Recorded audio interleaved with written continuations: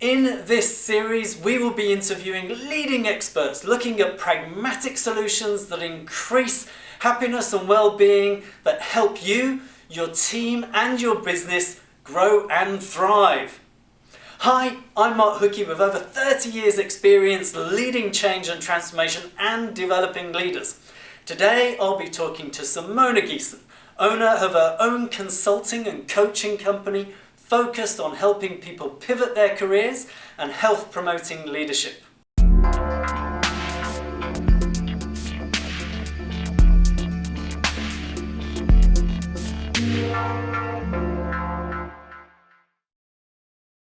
Simone, thank you so much for being here with me today.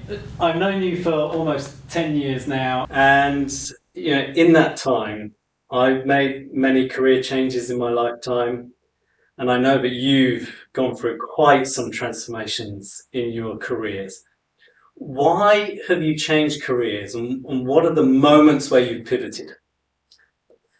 Well, I think it's very much about reinventing yourself in life. So sometimes we just outgrow jobs, or you gain new insights, you learn something new about yourself, you want to pursue a new passion. And in my case, it was very simple because I started my career journey in the wrong job. When I graduated from university with a degree in international business administration, I started out in finance. And now looking back, I have to say that I settled. So I took a job that was not in line with my preferences, my interests, my passion. I was just so happy to have a job, and I didn't want to continue the job search, and all of my friends were still looking for a job. So like I said, I settled and I stayed in the job for 3 years, moving to Paris even. And after 3 years, I really was desperate for a change. And within 6 months, I changed countries. I moved from Germany to Switzerland, pursued another education, and then I changed industries and then jobs. So by the age of 29, I found myself as a management trainee in a hotel, and I started from scratch. So I was supposed to go through all different departments in the hotel, housekeeping, sales, several F&B outlets. But after 3 months, they offered me a permanent position in HR, human resources, in training. And that's where I fell in love with training and then later coaching. And after that, I did that again for 3 years. And then the opportunity of working for Swiss Re came along in leadership development. So that was quite the next step for me and an evolution. That's when we met. And I was very happy doing that, got my coaching qualification during that time, and worked in change management also. And then after 7 years, almost 7 years, I decided to take on a bigger role in a multinational technology company in the eastern part of Switzerland as an HR business partner. That was a global role. And that's when I saw the entire life cycle of an employee. So I really expanded the scope. And that's when I got to experience the full life cycle of an employee. And last year, I decided to change again. And that's when I decided to focus on my own coaching and consulting business. And as of January this year, I'm doing that full time. And I'm very happy about this. I'm very passionate, and I've discovered some new topics that I find fascinating. For example, the topic of health promoting leadership. So picking up on the last focus and why you pivoted, why the focus on health promoting leadership, and why is that so important? So leaders have been at risk for burnout even before the global pandemic, and now this risk has even increased. And research suggests that mental health issues are increasing worldwide. And there's a clear correlation between the behavior of a leader and the well-being and health of his or her direct reports. And as we all know, healthy employees are the key to success. And that's why this topic has also been put on the map for organizations, and it's becoming more and more important now.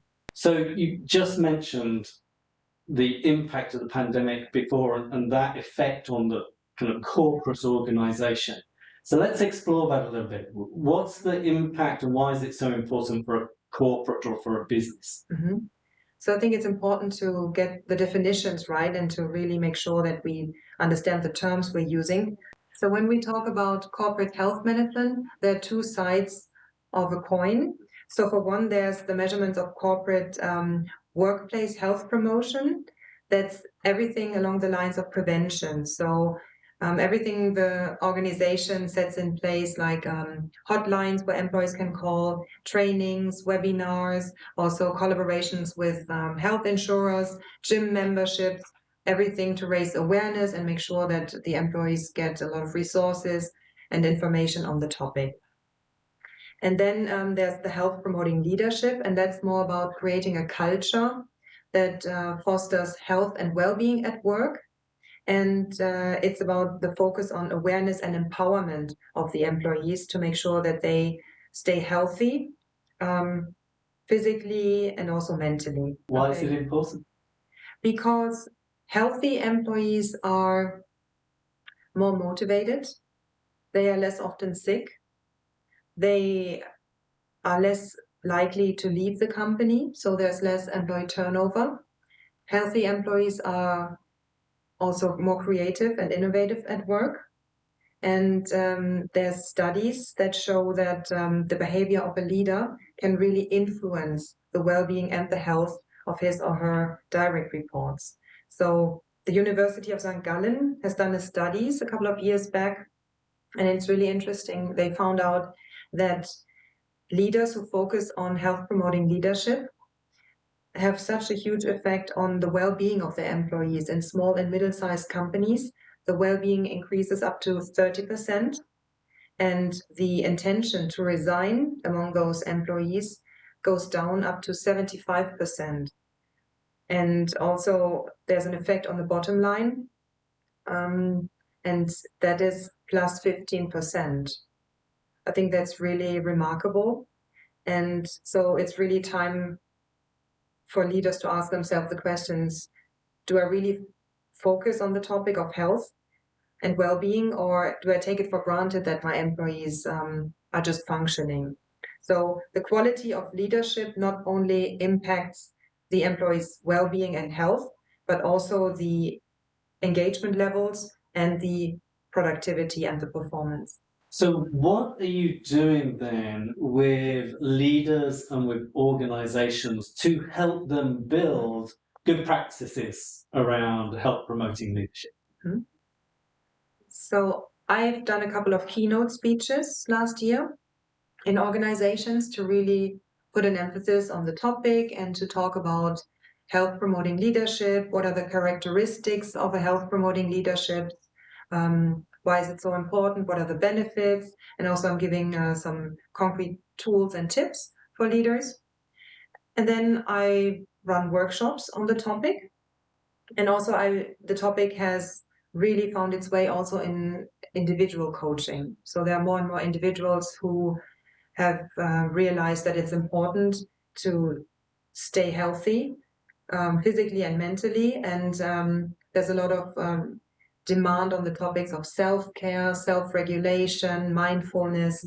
And I picked that up in individual coachings as well. So how can leaders then take pragmatic actions to apply some of the practices?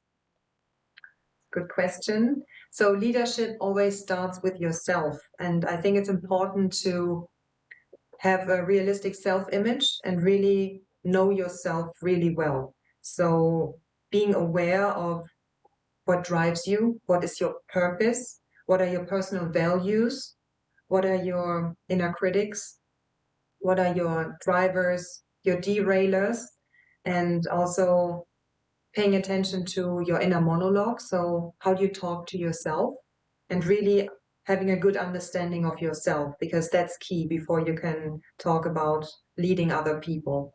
And it's important to be authentic and to own that. And it's also important to have a good look at your energy balance. So I personally think that the concept of work-life balance is a bit outdated because we're all available 24/7 on our mobile devices. And as we've seen with the pandemic, the lines between your professional life and your personal life, they're more and more blurred. We've seen this in the pandemic in the home office.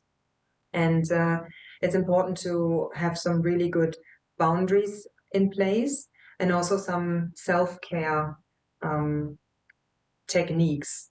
And I think there's only life and work has to fit into that. And it's important to really know what gives you energy and what takes your energy away, and how do you keep the balance so that at the end of the day, the balance is positive, right? So I work a lot on that with my clients as well. And then there's the topic of resilience. So resiliency is the key protector against stress, and along the lines of self-management, self-regulation, and stress management, mindfulness. So this is also something very important to tackle. What principles might leaders be able to apply? Mm-hmm. So the first principle would be psychological safety and structure. Because as we know, there's nothing worse than not knowing where you stand with a leader, or not knowing what's expected from you at the workplace. And when you think of Maslow and his pyramid, the need for safety and security comes right after the basic needs. So this is really ingrained in human nature. And as a leader, you can make sure that you create an environment where you allow for mistakes, and where it's okay to make mistakes and to learn from them, and where people can give feedback, where you have an open communication. And there's also a study by Gallup that was done when it comes to feedback. So as a leader, if you give your direct reports feedback once a week, that can decrease the stress level by 25%. And we're not talking about a fully fledged appraisal that's been done in large organizations maybe once a year, but just a quick check-in once a week can really help a lot with that. So that's an important principle. Another principle is giving appreciation and recognition where it's due. So we all know that it's important to meet employees at an eye level, and showing them respect, and letting them know that the job they are doing is of value to the company. And it's not about praising just for the sake of praising, but it has to be done in an authentic way. And in my experience, leaders sometimes struggle with that, showing genuine appreciation. Giving criticism is sometimes a bit easier. So that's might be a development area. Then there's the topic of adequate workload. So what we see is that more input, so more working hours, does not automatically equal a better output. And of course, long hours sometimes are inevitable, and that's normal, but it's important that people can also recover from that. And as a leader, it's important what you role model. So how available are you on weekends or during vacation time? When do you send out emails? All that sets the tone, and you're being observed 24/7 as a leader. You're being observed all the time as a leader, and your behavior is important. In that context, it's also interesting to know, I think, that there's not only the burnout, so too much work and an overload can lead into a burnout, but there's also the opposite. It's called bore out. So very remarkable that too much work and too little work both can trigger health issues. So it's about finding the right balance. So then there's the principle of push versus pull.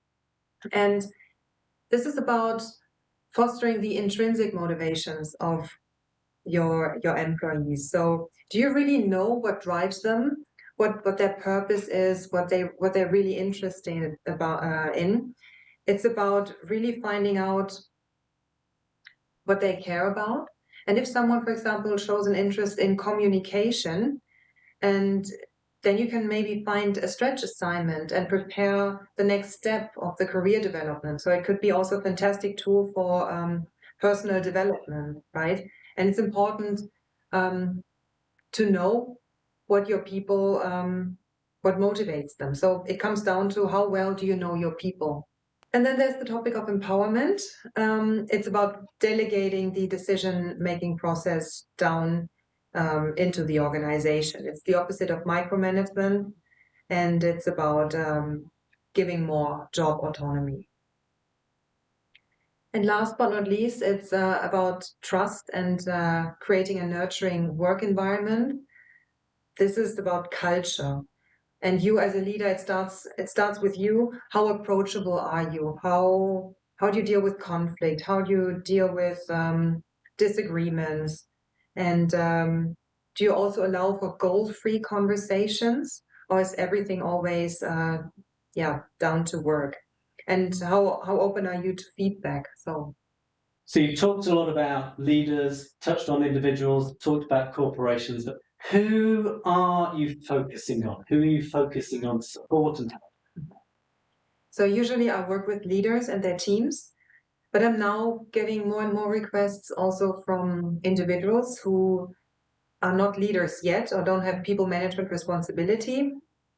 And I think it's very interesting because the same principles apply. So the better you know yourself and the more compassion and empathy you have for yourself, you can also apply that to other people. So it really shows up when you work on yourself, and it has a positive impact on your relationship at work or in your private life. So it doesn't really matter if you manage a large team or if you have a family or if you're by yourself. So I also work a lot with individual clients and along the topic of self care, self-regulation, mindfulness, and that's really what I enjoy doing. So you covered a lot in what you've said. Let me try and summarize some of the key messages. I always come at it from the angle from burnout and the leader as a multiplying effect. You say, one unhappy leader, unhappy employees. And you gave some great statistics around, focus on health promoting leadership increases well-being by about 30%, reduces the risk of resignation by 75%, which I think is incredible, and increases the performance, the bottom line, by 15%. These are the very logical reasons why to focus on this topic, but there are also the emotional reasons to focus on this topic, the engagement and how the intrinsic motivation can be significantly improved through this. And I think you mentioned 6 key principles around support and connect with your employees, give recognition where it's due, manage the workload. And that's the first time I've heard bore out, give challenges to your team. Intrinsic motivation, I think, is key, something that leaders can focus on more throughout. Delegate decisions and build trust with your employees.